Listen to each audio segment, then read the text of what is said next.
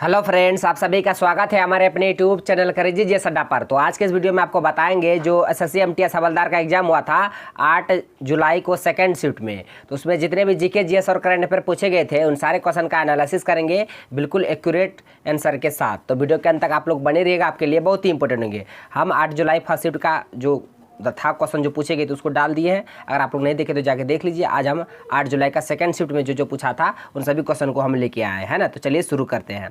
पहला क्वेश्चन है कि आयुष्मान भारत योजना को 2018 में किस शहर से लॉन्च किया गया था। ये क्वेश्चन करंट से पूछा गया था। जो आयुष्मान भारत योजना है इसको 2018 में किस शहर से लॉन्च किया गया था। तो पहला क्वेश्चन बनेगा कि आयुष्मान भारत योजना शुरू कब हुआ था। तो 2018 में। कब? 2018 में। और ये किस राज्य से शुरू हुआ था? झारखंड राज्य से। झारखंड राज्य में किस शहर से? तो रांची से। तो रांची से 2018 में आयुष्मान भारत योजना को शुरू किया गया था। आप इस बात को याद रखिएगा। इसका करेक्ट आंसर हो जाएगा रांची, झारखंड। नेक्स्ट आपका पूछा था कि विटामिन डी की कमी से कौन सा रोग होता है। तो बता दें विटामिन डी की कमी से रिकेट्स रोग होता है, जिसे सूखा रोग भी कहा जाता है ना। हड्डी का कमजोर होना, सूखा रोग। विटामिन डी की कमी से रिकेट्स रोग होता है। आप इसे याद रखिएगा। ए की कमी से रतौंधी, बी से बेरी, सी से स्कर्वी, डी से रिकेट्स। उसके बाद एक क्वेश्चन पूछा था कि हॉकी खेल में प्रत्येक टीम में कितने खिलाड़ी होते हैं। तो हॉकी में प्रत्येक टीम में 11 खिलाड़ी होते हैं, है ना। तो बता दें एच से हॉकी, सी से क्रिकेट, एफ से फुटबॉल। तो इसका ट्रिक है HCF। इसमें भी 11 खिलाड़ी, हॉकी में भी 11 खिलाड़ी, क्रिकेट में भी 11 खिलाड़ी, फुटबॉल में भी 11 खिलाड़ी, है ना। ये तीनों को याद रखिएगा ट्रिक से। HCF इसका ट्रिक है। ये तीनों खेल में 11 खिलाड़ी होते हैं। अब चलते हैं अगले क्वेश्चन की ओर। क्वेश्चन पूछा था कि रवि कीर्ति किस शासक के दरबारी कवि थे। तो बता दें ये हिस्ट्री से बहुत ही इंपॉर्टेंट क्वेश्चन पूछे थे। तो ये पुलकेशिन द्वितीय के दरबारी कवि थे। कौन? रवि कीर्ति। इसका करेक्ट आंसर हो जाएगा पुलकेशिन द्वितीय। उसके बाद एक और क्वेश्चन पूछा था कि याओसांग महोत्सव किस राज्य में मनाया जाता है ना। तो बता दें याओसांग महोत्सव ये मणिपुर राज्य में मनाया जाता है। अब इस बात को याद रखिएगा। जो मीराबाई चानू थी, भारत के लिए पहली सिल्वर मेडल जीती थी टोक्यो ओलंपिक में, वे भी कहाँ से है?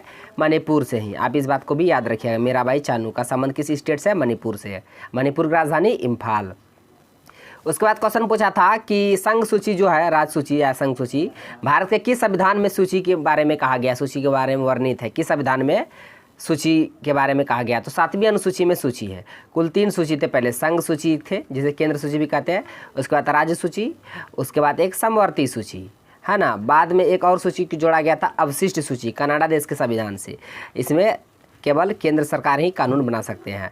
संघ सूची में संघ सरकार, केंद्र सरकार कानून बनाएगा। राज्य सूची में राज्य सरकार, समवर्ती में दोनों, अवशिष्ट सूची में केवल केंद्र। तो ये सभी फैक्ट को आप याद रखिएगा। अनुसूची मतलब संघ सूची, राज्य सूची चर्चा किस अनुसूची में है? तो 7वीं अनुसूची में। वर्तमान में हमारे संविधान में 12 अनुसूची है। पहले मूल में 8 ही थे, 4 लास्ट में जोड़ा गया था। पॉलिटी से क्वेश्चन था। नेक्स्ट क्वेश्चन पूछा था कि पुस्तक से रोड्स टू मसूरी पुस्तक के लेखक कौन है। ये भी बहुत इंपॉर्टेंट है। तो रस्किन बॉन्ड नाम सुना ही होगा आप लोगों ने। तो रस्किन बॉन्ड के पुस्तक है रोड टू मसूरी। इसके अलावा उनके कौन कौन फेमस पुस्तक है उसे बता दे रहे हैं, आप लोग ध्यान से सुनिएगा। The room on the roof, ये कोई भी क्वेश्चन पूछा गया था। The room on the roof पुस्तक के लेखक Ruskin bond. Delhi is not far, इसके पुस्तक के भी लेखक कौन? रस्किन बॉन्ड है। द ब्लू अम्ब्रेला, इस पुस्तक के भी लेखक रस्किन बॉन्ड है। तो सभी फैक्ट को आप याद रखिएगा। नेक्स्ट आपका पूछा था कि औरंगजेब की मृत्यु कब हुई थी। तो ये बताना कि मुगल शासक औरंगजेब, उसकी मृत्यु कब हुई थी। तो इसकी मृत्यु 3 मार्च 1717 को हुई थी। कब? 3 मार्च 1717 को। इस बात को आप याद रखिएगा। नेक्स्ट आपका पूछा था कि क्रोमियम की परमाणु संख्या कितनी है। तो परमाणु संख्या से भी क्वेश्चन पूछ गए थे। और पूछे थे हाइड्रोजन का परमाणु द्रव्यमान। और यहाँ क्रोमियम का परमाणु संख्या बता दें 24 होते हैं। कितना? 24। इसका करेक्ट आंसर हो जाएगा 24। नेक्स्ट आपका पूछा था कि हाइड्रोजन का परमाणु द्रव्यमान कितना होता है। परमाणु संख्या नहीं, द्रव्यमान। तो परमाणु संख्या सबको पता 1 होता है। परमाणु द्रव्यमान, तो हाइड्रोजन का परमाणु द्रव्यमान होता है 1.008 और इसका संकेत होता है H। ये तीनों फैक्ट को आप याद रखिएगा।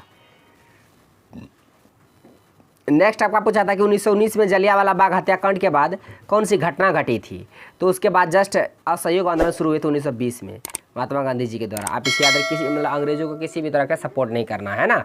और सहयोग आंदोलन 1920 में जस्ट उसके बाद हुए थे। और उसको बंद कर दिए गए थे जो 5 फरवरी 1922 को चौरा चौरी नामक जो स्थान पर जो पुलिस का 22 पुलिसकर्मियों को जलाकर मार दिया, पुलिस थाने में आग लगा दिया था।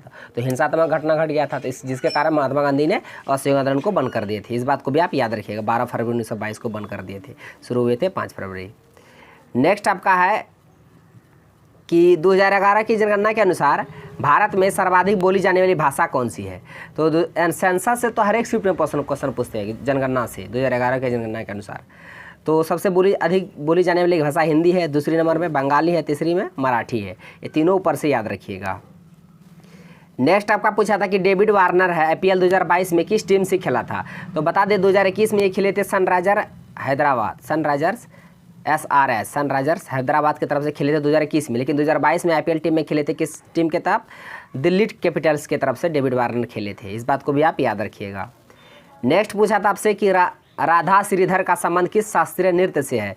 तो इसका संबंध बता दें भरतनाट्यम से। भरतनाट्यम कहाँ का है, तो ये तमिलनाडु का, कहाँ, तमिलनाडु। इस बात को भी आप याद रखिएगा, ये राधा श्रीधर भरतनाट्यम से संबंधित है।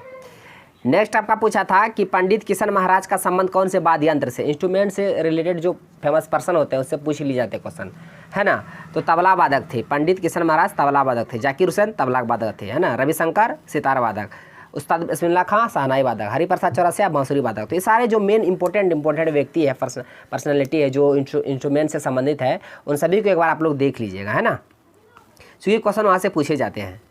क्वेश्चन है कि निम्नलिखित में से कौन सी नदी दक्षिण भारत मतलब दक्षिण में दक्कन का पठार में है। दक्षिण में दक्कन का पठार है, किस नदी के दक्षिण में दक्कन का पठार है, ये क्वेश्चन है।